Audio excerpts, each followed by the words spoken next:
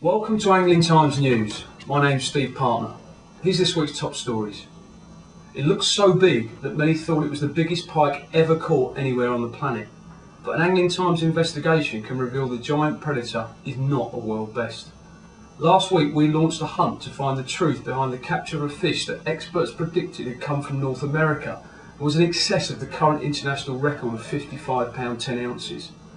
But an eyewitness, who had remained silent up until now, has confirmed the fish weighed in at 44 pounds, and it was in fact caught in Holland in December 2005.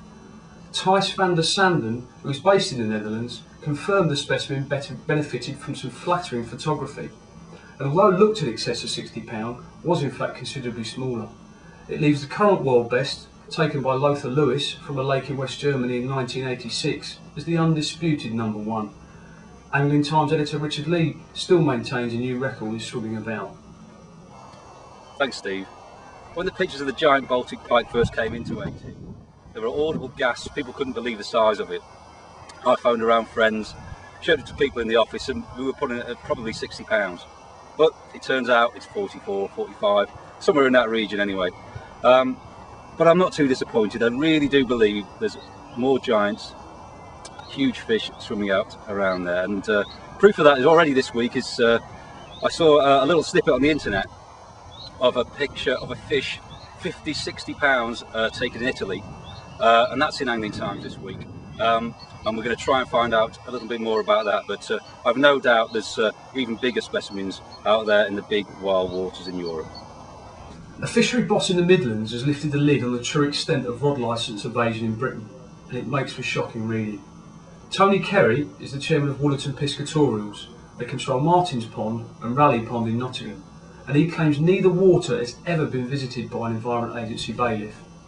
He also says 2 out of 3 anglers who visit the fisheries don't have licences, and he has to turn between 20 and 30 anglers away as a result.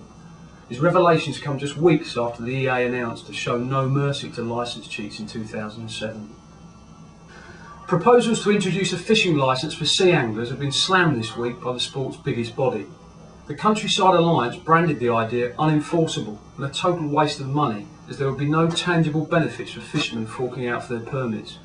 The scheme is outlined in the 176-page White Paper Marine Bill recently launched by Environment Secretary David Miliband. Mel Russ, editor of Angling Times' sister title The Sea Angler, claims there have been rumours of a licence, similar to that in coarse fishing, for many years.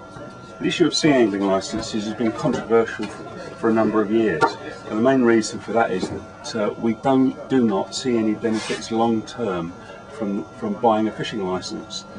Coarse fishermen get value for money, but the sea is a completely different environment, and we believe that buying a licence will be of no benefit to us whatsoever. The nation's tench are back on the feed after the winter break, with specialist Ted Bryan bagging one of the biggest males ever reported to Angling Times. Weeks after hitting the headlines with a brace of 12 pound 6 ounces and 11 pound 4 ounces, the Drennan Cup contender banked a male tinker of 10 pound 2 ounces from the same ultra-secretive southern Stillwater.